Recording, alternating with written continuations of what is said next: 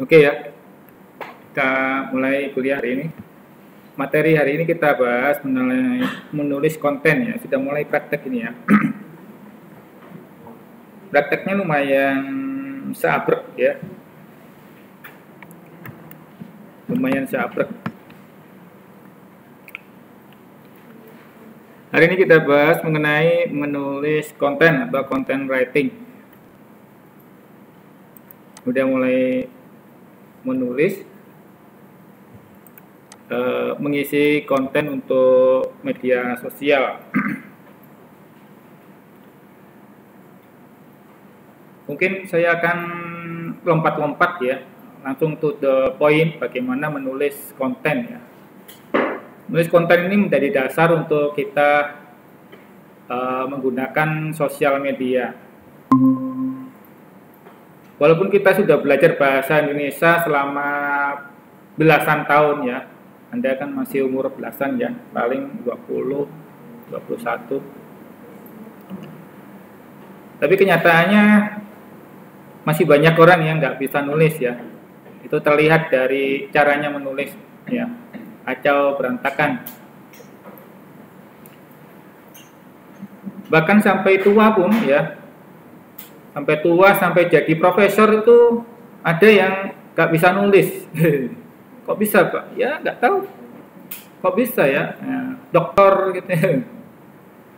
Oh Pak Subet paling, oh, bukan saya ya. Jadi sudah terlihat dari caranya menulis itu kelihatan. Ya. Kayak anak baru belajar itu ya. Saya sendiri bukan guru bahasa ya, tapi secara ya saya juga jadi profesional juga untuk content writer gitu ya. Tulisan-tulisan saya juga dibayar dan sebagainya. Nah, orang membayar tulisan itu kadang ya dilihat dari caranya nulis itu tadi ya. Saya dua kali mendapatkan award ya, tahun 2019, 2021, 2020 kalau misalnya. 2019 saya dapat award paper award, paper award di Semnas. 2021 saya dapat award juga sebagai presenter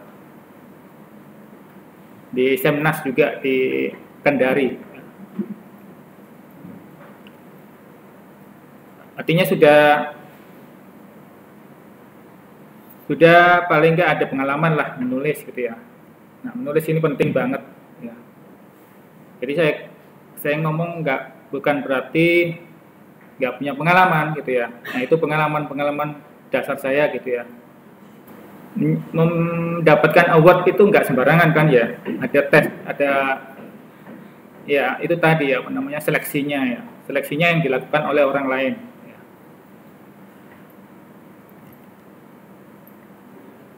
Oleh karena itu kita dasarnya untuk menggunakan sosial media ya, namanya sosial ya. Media sosial itu kita dasarnya di content writing tadi ya. Tapi kalau content writingnya nggak benar, biasanya akan kontroversial. Benar viral, tapi viralnya dalam hal yang kurang menyenangkan gitu ya. Viralnya kurang ya apa ya, viral populer memang gitu ya. Populernya cuma ya itu aja.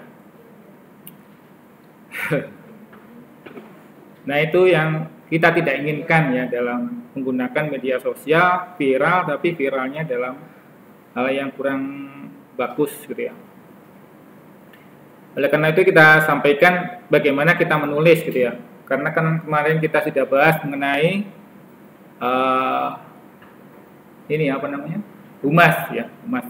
Kita sudah paham, oh ini loh humas. Anda sudah kumpulkan tugas Anda hari ini kan ya. Kemarin ya, saya sudah baca sebagian tidak semuanya ya. Nah, tadi ya. Tapi kebanyakan yang Anda tampilkan tuh humasnya terlalu simpel ya. Simpel. Ya kan humas juga Pak menyampaikan pengumuman, ya iyalah. Tapi tampaknya masih belum masuk di dalam humas yang ada banyak syaratnya tadi ya. Humas-humas 8 azas itu harus Anda jelaskan ya. 8 azas kalau itu humas pemerintah ya. Nah, 8 azas. Kenapa kok masuk di dalam itu? Penting ya. Supaya kita tidak salah paham tentang humas tadi, pura gitu ya. Nah, itu enggak termasuk humas yang dimaksud ya. Baik, di pertemuan kali ini kita bahas mengenai bagaimana menulis. Saya rasa Anda sudah belajar bahasa Indonesia, sudah pernah diajari caranya mengarang. Ya, saya ingat dulu belajar mengarang itu kelas 4 SD, betul enggak? 4 SD, kelas 5 sudah diajari Bu Guru untuk mengarang. Kalimat langsung, kutipan, dan sebagainya itu sudah diajari juga. Nah, itu di SD. Nggak tahu Anda mungkin di mana, di SD atau di SMP. Dan seterusnya hingga sampai sekarang. Saya pernah membaca anak-anak ya. Tapi mungkin dia sekarang sudah mahasiswa atau sarjana mungkin. Dia nulis itu seperti menulis password ya. Tahu password ya? Password itu hurufnya naik turun, besar kecil campur semua gitu ya. Ya dulu zamannya ada kata cemungut gitu ya, semangat gitu ya. Semangat itu cemungut gitu ya. Dan lain sebagainya yang orang itu baca mungkin berkali-kali untuk satu buah kalimat gitu ya. Harus memahaminya beberapa kali gitu ya. Membacanya beberapa kali supaya paham gitu ya. Nah ini jangan diulangi lagi seperti itu karena merusak diri kita kebiasaan. Jadi tulislah dalam bentuk kalimat yang ya walaupun nggak terlalu lengkap tapi orang itu mengerti gitu ya. Nggak terlalu kaku juga, nggak baku gitu ya. Bagaimana caranya? Mari kita pahami ya, content writing, bagaimana kita menulis konten dan memahami bagaimana caranya menulis. Sebelumnya sudah pernah kita bahas sosial media kegunaannya ya. Apa itu kegunaannya? Tujuannya biasanya kita menggunakan sosial media untuk menjual, bukan marketing ya, menjual ini sudah. Menjual itu bukan marketing. Marketing ada di bawahnya ini, promosi ya, promosi. Promosi pada calon pelanggan. Kalau menjual sudah mulai transaksi gitu ya. Nah, sudah mulai transaksi, sudah mulai ada uang. Nah, Anda langsung belanja di situ, langsung menggunakan apa? GoPay kah, menggunakan transfer kah? Ya. Jual pulsa, nah itu ya. Ada nggak jual pulsa di sini? Ada ya? Masih jalan nggak? Masih ya? Seringkali masih ya. Kalau biasanya pasarnya anak-anak SMP gitu ya, SMA gitu ya, beli pulsa gitu ya. Tapi sekarang sudah punya ATM semua ya. Punya ATM semua ya. Yang nggak punya ATM angkat tangan. ATM bank. Nggak apa-apa, nggak usah malu-malu. Punya semua tuh ya. Oke, berarti punya semua, berarti sudah beli pulsa di bank. Pakai GoPay juga. Ya anak-anak SMK juga sudah punya. Nah, saya SMK itu udah punya rekening. Biasa belanja di Shopee gitu ya. Kemudian mencari pelanggan. Nah, ini juga promosi ya. Membangun relasi. Nah, ini kemarin ya, humas. Hubungan relasi dengan pelanggan dan calon pelanggan. Membina ya, membina, membangun relasi.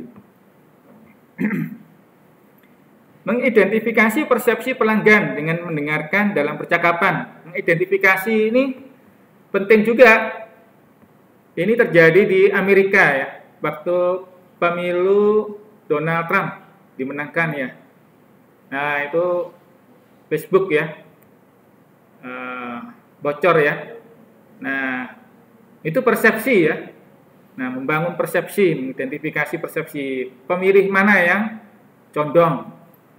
Sekarang ini juga sedang ada pemilu di Indonesia ya. Kita bisa perhatikan mana calon-calon yang mulai membangun persepsi, mengidentifikasi persepsi pelanggan, persepsi pemilih. Ya, kita bisa lihat ya mulai sekarang.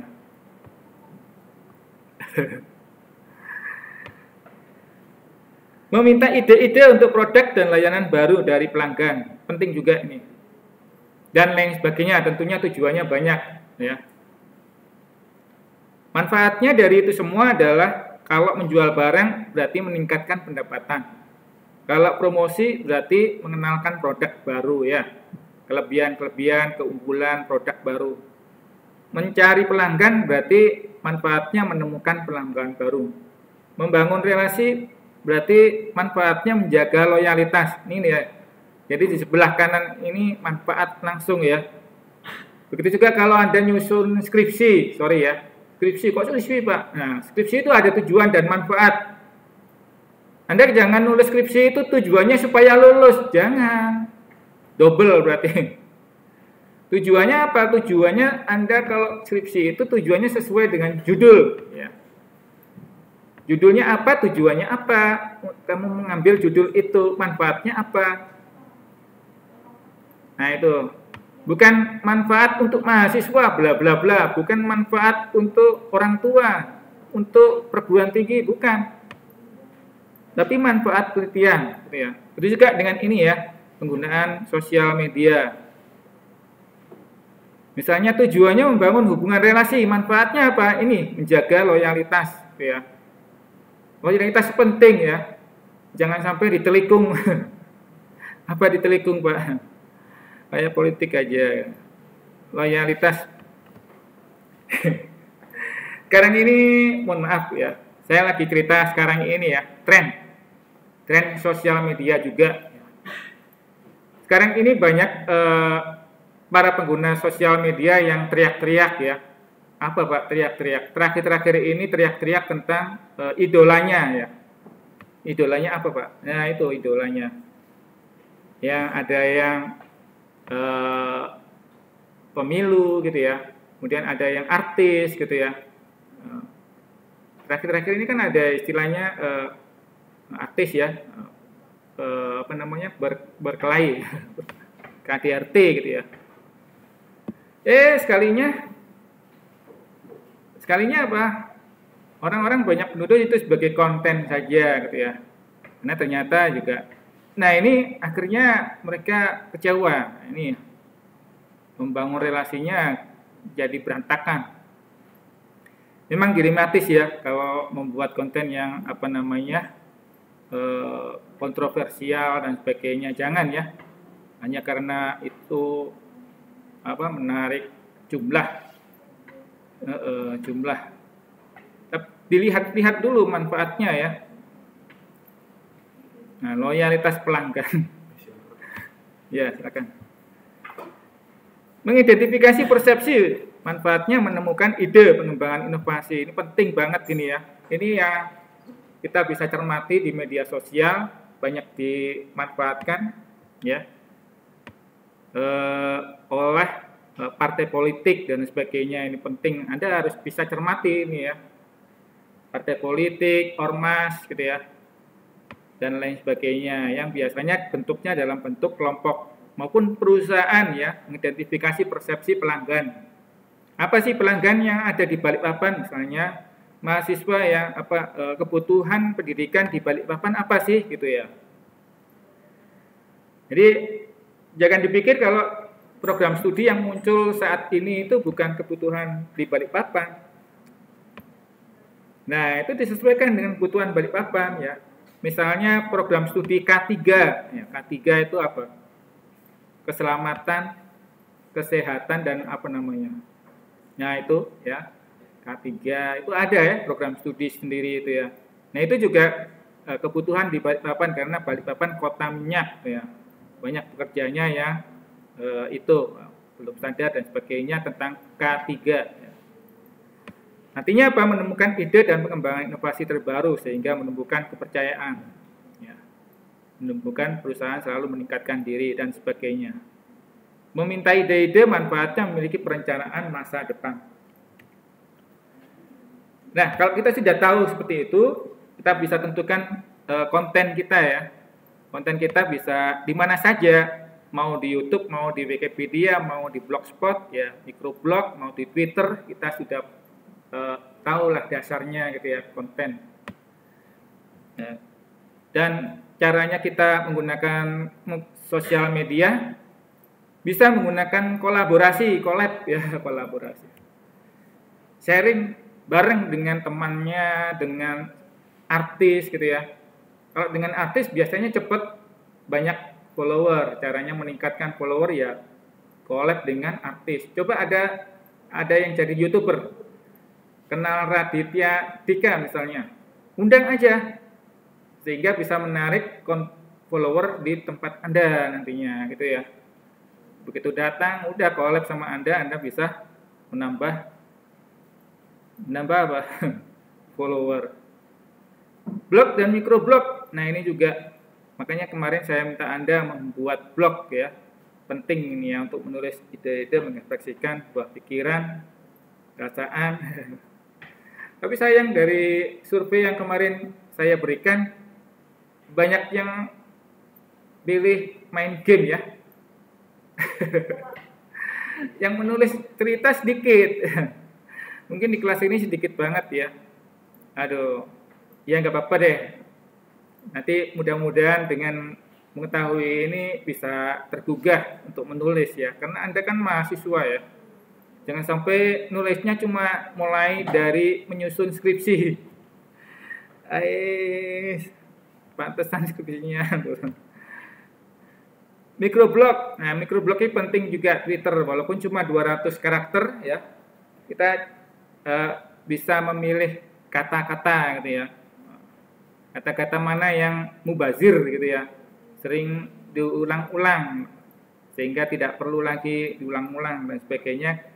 Kita buat 200 karakter ini cukup gitu ya. Membuat konten adalah pengguna yang dapat dibaca terusnya. Terus kemudian kita juga bisa menggunakan sharing konten. Ya, sharing konten ini kita sekarang ini juga sharing konten sudah ada yang berbayar ya. Berbayar gimana Pak? Iya, Anda kalau ada yang jadi pelanggannya Shopee ya. Shopee, beli barang di Shopee ya. Pernah ya? Di Topet gitu pernah ya.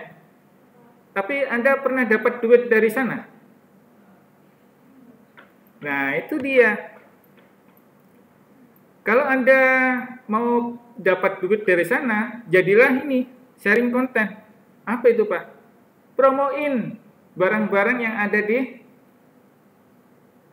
mana? Di situ, di Topet, itu di Shopee, itu Anda kan orang IT ya, orang informatika. Jualan aja di situ, nggak apa-apa. Walaupun nggak punya barang, tapi promoin. Itu namanya apa? Afiliasi. Cari aja ya nanti ya. Shopee atau Topet. Iya lumayan. Saya tadi malam ditunjukin teman ya. Sebenarnya sudah lama ada aplikasi gitu ya. UBP. Saya beli pulsa itu biasanya di bank ya. Beli pulsa di bank, isi pulsa. Adminnya kira-kira 1.500 gitu ya. Biasanya gitu ya. Biaya admin. Misalnya beli pulsa 50.000 gitu ya. Nah, itu adminnya 1.500 atau berapa gitu ya. Beli token listrik. Kalau Anda kan belum ya. Token listrik itu kalau 200.000 atau 100.000 itu adminnya 2.500. Berapapun kita beli adminnya 2.500. Nah, itu ada yang adminnya itu dikembalikan lagi ke kita. Jadi kita dapat untung di situ. Ya, kalau kita beli 50.000, maka kita belinya juga 50.000, nggak pakai biaya admin. Walaupun ada biaya admin, tapi adminnya itu dikembalikan ke kita. Ini kita dapat, namanya sharing konten ya, promo gitu ya. Pengguna dapat berbagi konten memiliki yang dimiliki kepada pengguna lain. Ini ya. Network sosial network ini membuat pengguna untuk dapat terhubung dengan pengguna yang lain dengan cara informasi pribadi, misalnya data-data pribadi seperti biodata, foto diri, dan sebagainya. Ini seperti contohnya Facebook ya. Kalau ini, nah itu tadi media sosial. Sekarang kita ingin menggunakan media sosial tadi. Ya, tentu kita punya dasar untuk menulis konten. Memang sih kita bisa lihat ya orang-orang yang menggunakan sosial media macam-macam gitu ya. Kita kadang nggak tahu orang itu apakah orangnya udah tua banget, udah dokter, atau udah gimana gitu ya, atau masih muda, anak-anak gitu ya. Kita sering terjebak di situ karena tidak ada wajahnya kadang. Kita hanya mengenal dari tulisan gitu ya. Saya masih ingat dulu ya, waktu zamannya sosial media ngetren waktu itu ya. 10 tahun lalu, sebelum Ibu Ani Yudhoyono ya masih ada ya, masih ada. Beliau waktu itu aktif ya. Nah, suatu ketika media sosialnya Ibu Ani ini dikomentari oleh orang gitu ya. Terus kemudian dibalas ya oleh Ibu Ani. Setelah diselidiki, oh ternyata ini anak-anak yang balas. Jadi ya itulah dari sosial media ya, kita nggak tahu siapa yang balas. Tapi dari tulisannya itu kok bisa Ibu Ani ini membalas, berarti ada unsur tulisan itu yang membuat Ibu bisa memberikan balasan. Jadi ada kalanya konten itu, tulisan itu nggak perlu dibalas karena dilihat dari apa yang ditulis itu menunjukkan, oh ini anak-anak gitu ya. Tapi kadang-kala kita terjebak, ini anak-anak atau bukan ya? Kok sepertinya orang dewasa. Begitu kita balas ternyata anak-anak. Berarti anak-anak itu seperti orang dewasa, ada kalanya gitu ya. Ngerti caranya. Ada kalanya juga orang dewasa seperti anak-anak, kebalik gitu ya. Nah, ini ya, makanya kalau Anda misalnya ya berkomunikasi dengan dosen gitu ya. Nanyain, Pak saya belum absen. Udah dijelasin dari awal tapi masih nanya terus itu gitu ya. Terus saya pikir anak-anak kalau berkali-kali bertanya itu terus, mending diblok aja daripada ganggu. Itu ya. Jadi ngerti ya. Baik, content writing, menulis konten. Profesi content writer loh, kok menulis konten biasa ya. Menulis konten itu ada wawasan sebenarnya. Saya nggak panjang lebar bagaimana membahas menulis konten, nanti kita belakangan aja deh, pas lebih dalam gitu ya.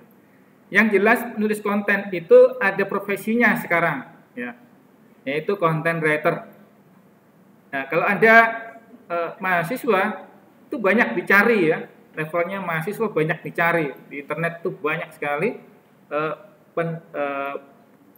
penulis konten di website itu banyak dicari dan ongkosnya lumayan. Ongkosnya lumayan. Yang saya tahu ongkosnya mulai 25.000 ya sampai 100.000. Tapi ada yang lebih dari itu ya, ada yang lebih berbobot ya, ada yang 250.000. Jadi silakan dicari aja mana yang kira-kira bisa Anda gunakan untuk ceperan ya. Apa itu ceperan? Sampingan gitu ya. Anda bisa mencari sampingan di situ. Nah, dulu dapat itu ya. Jadi lumayan, satu konten itu dihargai segitu ya. Kalau Anda bisa kumpulkan puluhan konten, tinggal dikalikan aja itu kontennya dan akan mendapatkan ongkos lumayan. Ya. Nah, ini bidang pekerjaan yang bertugas menulis konten ya, profesional. buat artikel, jurnal, informasi pada media lain.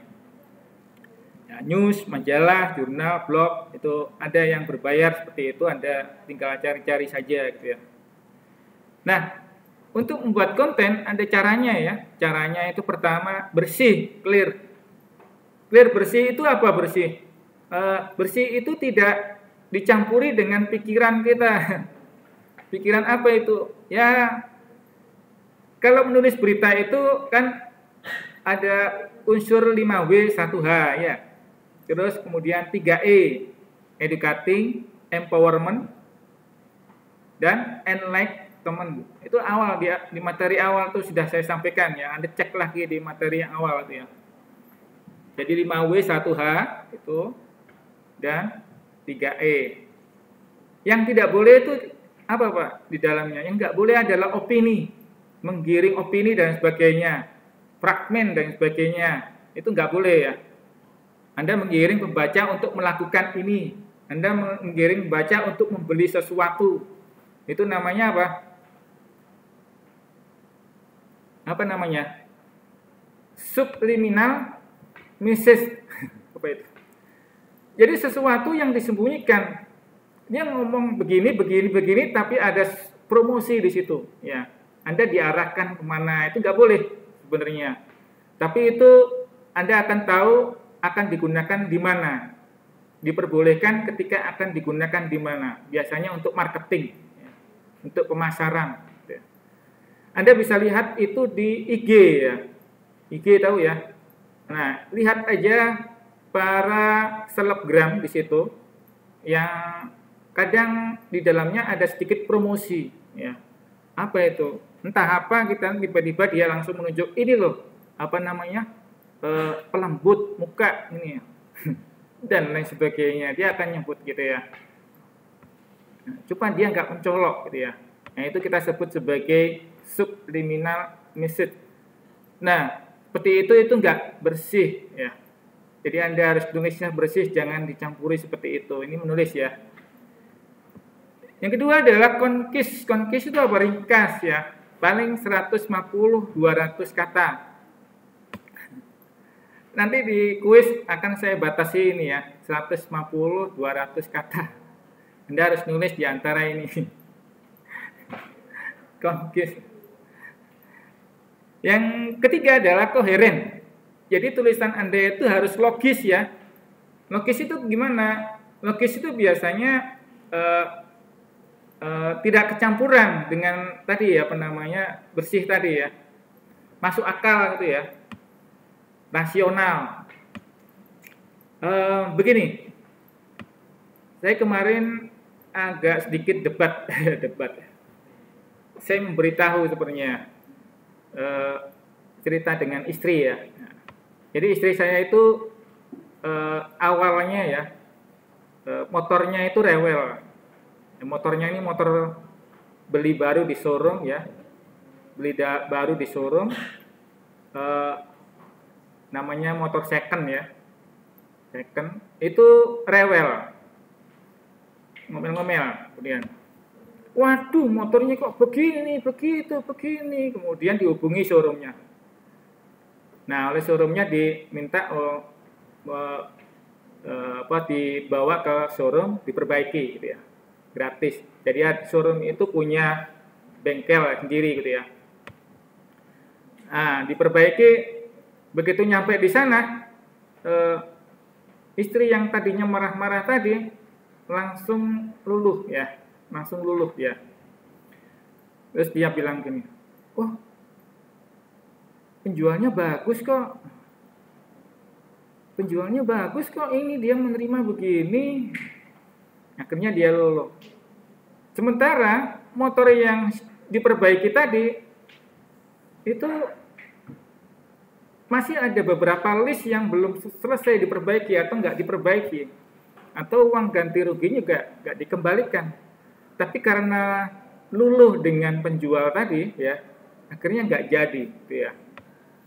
Nggak jadi gimana? List yang ada ya, jadi kan ada rusak-rusak nih motor remnya rusak gitu ya, ganti ini ganti itu, rantainya ini dan sebagainya kan banyak list ya. Nah, listnya ini ada beberapa yang belum diselesaikan oleh bengkel. Tapi ada hal yang belum. Ada sesuatu yang dilupakan itu karena ya luluh tadi. Ada sesuatu yang nggak logis. Apa itu tadi? Pelayanannya begitu bagus sehingga dia terpukau. Jadi yang tadinya mau semuanya tapi nggak jadi ya. Nah itu harusnya logis ya, harusnya rasional ya. Karena itu tadi layanan, sehingga ada hal-hal yang menjadi opini ya. Opini bagi kita gitu ya. Bagi kita pengalaman, sehingga opini itu masuk di dalam artikel. Harusnya tidak ada opini ya. Opini itu apa sih? Opini itu yang menurut penulis ya.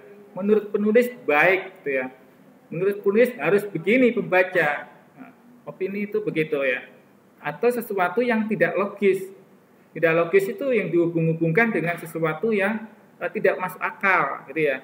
Oh, dia kecelakaan gara-gara dia kemarin itu tidak sholat misalnya.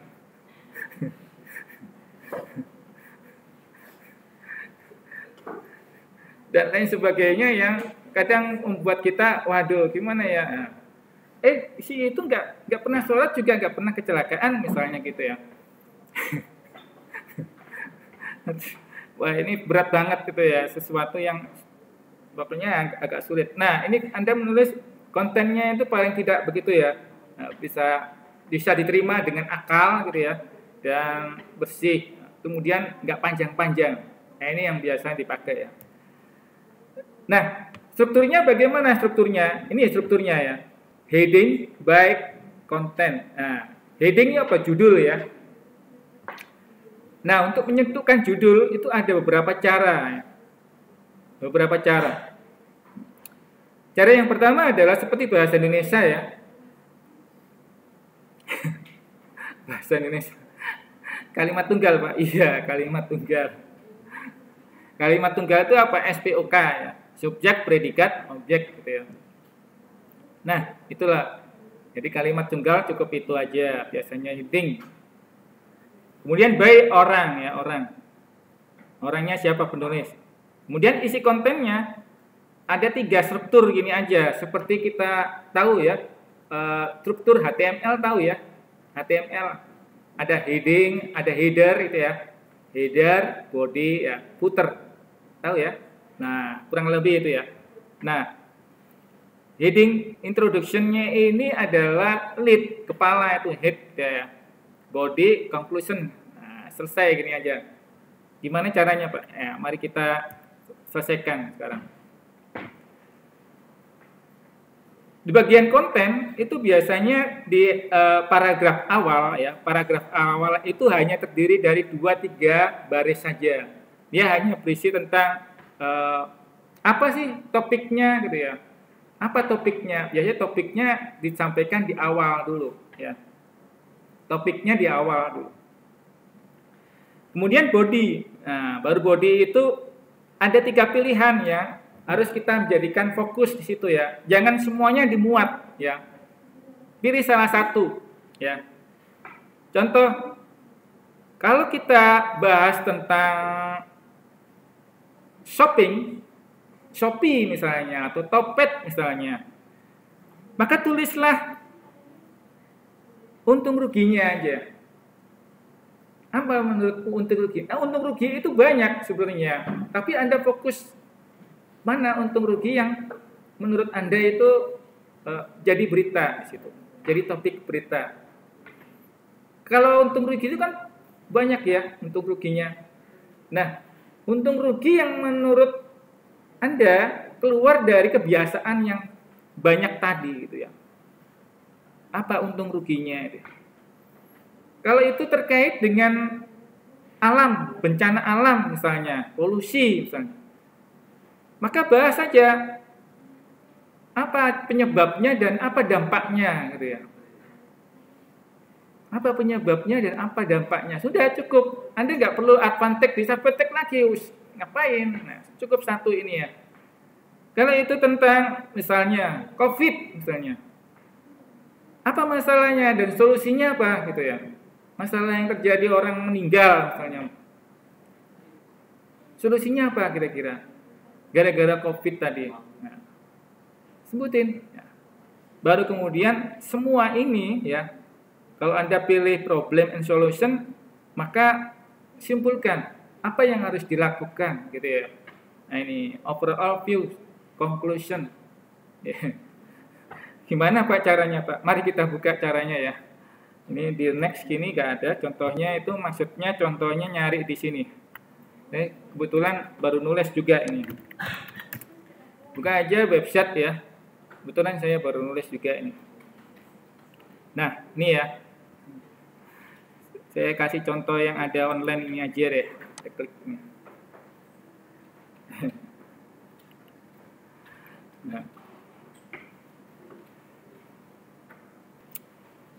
Nah, ini contoh ini ya. Saya gedein dulu. BNPB ajak Universitas Mulia kurangi risiko bencana, misalnya gitu ya. Ini heading ya. Ini sebut tadi heading. Kemudian yang disebut lead atau introduction itu yang mana? Ini ya. Awal saja. Nah, ini yang kita sebut sebagai introduction, lead. Kita sebut lead ya. Lead itu memuat tadi apa? Memuat temanya tadi ya. Ini temanya ini ya.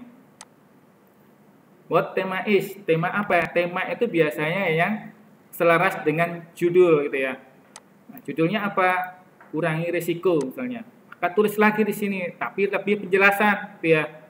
Tulisi penjelasan lebih detail. Biasanya ada tempat gitu, kegiatannya apa, di mana, kapan. Ada 5W 1H, paling tidak ada 3W 1H. Nggak perlu 5 ya. 3W 1H itu di sini. Dan itu cukup sudah menggambarkan kejadian. Sehingga kalau orang sudah baca di sini, dia akan tahu isinya di sini, walaupun tidak baca keseluruhan.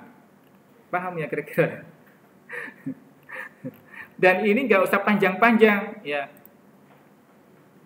Berapa tadi kalimat? 2-3 kalimat saja. Anda lihat di sini berapa kalimat? 1, 2, 2 aja. Pas ya. Nah, kalau Anda tambahin 3 itu sebenarnya sudah panjang. Kecuali kalau kalimatnya pendek ya, tunggal. Nah, ini ya. Kemudian body. Kira-kira paham ya ini ya. Introduction. Nah, kurang lebih. Jadi di sini kalau di heading itu menjelaskan tentang isi dari judulnya ini. Ya, judulnya didetailkan lagi, lebih lengkap, tambahin misalnya apa ya, di mana, kapan. Nah itu ya, di mana, kapan. Kalau di sini BNPB itu apa ya, orang nggak tahu. Tapi kalau dibaca di sini, oh ini loh. Nah, gini. Kurang lebih penjelasannya demikian. Ada kalanya orang nggak perlu menyebut Universitas Mulia, cukup UM gitu aja. Tapi kita belum punya nama pendek ya. Nama UM itu Universitas Negeri Malang. Kita nggak bisa pakai itu ya, nggak boleh. Jadi satu nama ya. Nah kita belum ada UMB itu nggak. UMB itu ada sendiri, Universitas di Jakarta itu apa namanya? UMB itu ada sendiri. Jadi kita Universitas UM Balikpapan kayaknya kepanjangan, nggak bisa. Jadi penyingkatnya nggak ada penyingkatnya, kita panjangkan. Kemudian berikutnya adalah tadi apa namanya? Ini body, bagian body. Body ini ceritanya tentang apa? Ini ya. Nah, jadi di sini dijelaskan ya, berapa orang yang mengikuti kegiatan gitu ya. Problemnya apa sih? Kenapa sih kok kurangi risiko bencana? Kenapa? Nah ini ya, karena ada lebih dari 204 juta orang yang misalnya ya penduduk di daerah rawan bencana, termasuk di Balikpapan gitu ya. 12 jenis ancaman bencana ya. Jadi hampir seluruh, walaupun bencana itu tidak selalu bencana alam, tapi ada bencana non alam. Contohnya seperti di Kanjuruhan beberapa waktu yang lalu. Nah itu Kanjuruhan, Stadion Kanjuruhan ya. Nah, itu terjadi juga. Bagaimana perguruan tinggi bisa berperan untuk tidak atau paling tidak mengurangi terjadinya bencana tadi. Caranya gimana? Caranya di ini dijelaskan di sini ya. Ada penjelasannya ya. Nah ini ya. Untuk itu mana untuk itu? Nah ini untuk itulah. Nah, caranya ya meningkatkan kapasitas melalui penelitian ya, melalui pusat pendidikan, pelatihan, ya, asistensi, pusat studi bencana, perguruan tinggi. Atau mahasiswa juga terlibat dalam peningkatan bla bla bla, gitu ya. Anda menjadi agent of change dan sebagainya. Itu semua adalah cara-cara. Bagaimana caranya tentu detailkan intinya ya. Nah, yang penting berita itu hanya poin-poinnya saja. Nah, misalnya di sini ada 12 jenis ancaman. Kita nggak tahu ini apa sih 12 itu nggak perlu dijelaskan di berita biasanya. Kenapa? Nanti biar pembacanya yang sendiri mencari mana 12 jenis berita itu. Kira-kira paham kira? Kalau ditulis semua di sini, beritanya menjadi bosan dibaca. Karena apa? Lebih dari apa? 150, 200 kata. Nangkep ya kira-kira ya? Nah, itu ya. Nah, dengan demikian kita sudah tahu bahwa membuat konten tidak hanya sekedar 5W 1H, tapi juga ada unsur 3E. Ya. Ingat ya, educating, empowerment, enlightenment. Apa itu educating? Dia mendidik ya. Empowerment menguatkan ya. Menguatkan supaya orang bergerak. Enlightenment supaya orang paham. Ngerti, enlight, gitu ya, menerangkan gitu ya. Dan seterusnya. Kemudian di akhir-akhir, nah ini ya, di akhir-akhir di sini bagian terakhir, conclusion overall views. Nah, conclusionnya apa? Biasanya di bagian terakhir gini juga, nggak usah panjang-panjang. Apa conclusionnya? Oh, Universitas Mulia kemudian bergerak juga mendukung, misalnya gitu ya. Karena apa di sini adalah ajakan, ya. Di sini ajakan berarti dia terakhir paling tidak apa hasil dari ajakan itu ya, ya ini tanda tangan nih, kita setuju gitu ya. Nah, simpulan itu cukup biasanya cuma satu baris bagian akhir simpulan. Bagian ini detailnya silakan. Nah itu ya. Dan usahakan setiap satu paragraf itu terdiri dari 2 kalimat maksimal ya. Karena ini apa? Berita online, berita writing di media sosial. Ingat, media sosial itu sifatnya sementara. Apa ya? Orang nggak mau lama-lama kadang. Oleh karena itu, video itu kadang 1 menit itu paling panjang. Nah, orang lebih suka video pendek kan? Ya, video kurang dari 1 menit lebih suka itu. Ya. Set tahu poin-poinnya dan bisa membekam. Tapi kalau panjang, males. Contohnya, udah terbukti di kuliah saya ini Anda sudah bisa lihat ya. Dari mana Pak? Ya dari konten-konten yang sudah pernah saya pakai di YouTube. Anda lihat sendiri ya. Materi-materi kuliah saya jarang ada yang lihat. Kenapa? Kepanjangan Pak. Bosan orang lihat. Tapi kalau dipotong-potong, mesti ngerti. Oleh karena itu nanti, tapi sebelum membuat materi kuliah video, kita nulis dulu ya. Kira-kira bisa ya, nangkep ya. Nah ini tolong bisa dipakai untuk rujukan konten pertama ini ya. Konten pertama ini bisa Anda gunakan untuk rujukan kalau mau lihat-lihat lagi ya. Di konten-konten lain sebenarnya bisa Anda lihat juga.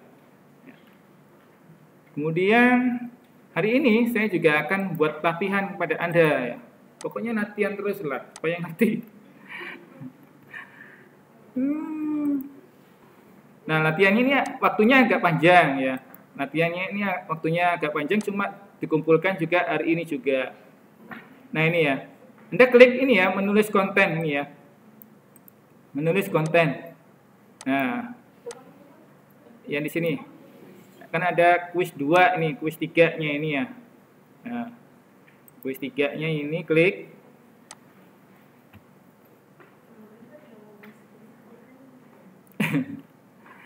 Nah, terus diklik aja ini. Nah, tugasnya latihan Anda ini membuat artikel berisi sebuah topik yang Anda pilih pada isi video ini. Nah, isi video ini adalah kuliah kemarin. Kuliah kemarin, hanya saja di kuliah ini banyak kan materinya ya. Banyak ya. Ada banyak topik di situ. Nah, tugas Anda adalah memilih satu buah topik saja. Ada banyak topik di situ. Kira-kira mana topik yang menurut Anda itu menarik untuk dikupas? Nah, menarik dikupas. Mana yang kira-kira menurut Anda? Udah. Materi teksnya ada ya di materi sebelumnya. Bisa dicek sendiri. Jadi ini latihan meliput ya. Nah, karena saya tidak ingin Anda meliput di lapangan, karena sudah ada video gitu ya, cukup liputannya melalui video saja gitu ya, dan itu sudah Anda ikuti kemarin kan ya. Nah, itu liputannya di situ, tulis kemudian dengan struktur artikel seperti ini ya. Nah, ini tadi yang barusan dia bahas tadi ya, ada heading ya, heading judul ya, kemudian tulis nama di bagian bawahnya. Namanya di mana Pak? Nah, kalau di sini nggak ada namanya ada di bawah sini ya. Nah, ini namanya saya ini.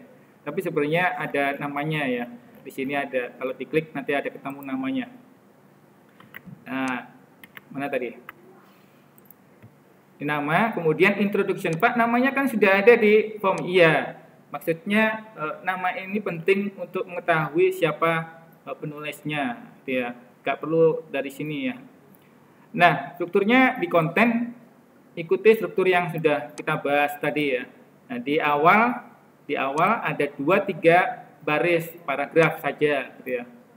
Kemudian di bagian body Anda pilih mana yang kira-kira untung ruginya mengenal humas misalnya. Untung ruginya apa? Sebab akibat kalau tidak ada humas misalnya. Kenapa kita butuh humas dan kalau tidak ada humas apa dampaknya misalnya. Problem dan solver, apa sih yang terjadi di masyarakat kalau ada humas, tidak ada humas? Solusinya seperti apa? Gitu. Berikan tawaran-tawaran yang materinya bisa ambil dari materi kuliah kemarin. Ya. Pilih salah satu ini ya, pilih, kemudian simpulkan. Bisa ya? Nah, paragrafnya ada berapa banyak? Paling banyak 13 paragraf, paling banyak ya. Paling sedikit, nah ini ada ketentuannya tadi ya. Paling sedikit itu ada 150 dan 200 kata ya. Nah ini ya, nanti dikoreksi oleh sistem ya. Sistemnya sendiri nanti akan koreksi itu. 150 sampai 200 kata. Bisa dihitung nanti Anda. Jawabannya ditulis di mana Pak? Langsung ditulis di sini. Ya, langsung ditulis di sini. Anda boleh langsung ngetik, lalu disimpan dulu ya. Nanti dilanjutkan lagi di rumah misalnya. Ketik lagi. Atau tulis di Google Docs boleh juga, di MS Word boleh juga. Saya sarankan kenapa Anda menulis di Google Docs, karena di Google Docs itu ada penerjemahnya, ada apa namanya, terjemahannya itu apa namanya, translate-nya itu loh. Nah, jadi kalau ada tulisannya error, contoh nih, contoh saya sedang. Nah, sini nanti ada muncul error. Errornya apa itu, Pak? Ini merah-merah ini, menuker ini. Paham ya kira-kira? Nah, itu di tempatnya masing-masing nyalakan fungsi koreksi tadi ya. Sehingga kalau kita mau koreksi, tinggal kita apain gini. Saya misalnya, nah, ini baru tidak error ya. Sedang. Nah, tujuannya apa? Anda nulis benar gitu ya, jangan sampai keliru-keliru nulisannya. Nah, itu nulisnya di mana? Di Google Docs tadi atau di browser yang selama browsernya ada tambahan apa namanya koreksinya ya, pluginnya ya, plugin ini ya, plugin ini ya. Nah ini ya, Google apa gitu ya. Nanti dia akan koreksi sendiri. Bisa ya, tangkap ya. Nah, waktunya kapan dikumpul Pak? Dilihat aja ini waktunya sampai jam berapa tadi ya. Nah. Nah, itu ya. Kemudian diselesaikan. Anda nggak perlu upload, langsung aja dijawab di sini. Bisa ya, mulai sekarang bisa dikerjakan juga boleh. Nanti kalau belum selesai disimpan aja di sini, selesaikan kuis gitu aja. Ya, kalau sudah selesaikan nanti diubah lagi di rumah ya. Pokoknya jangan disubmit semua ya, submit all jangan semua. Bisa ya? Ya, silakan.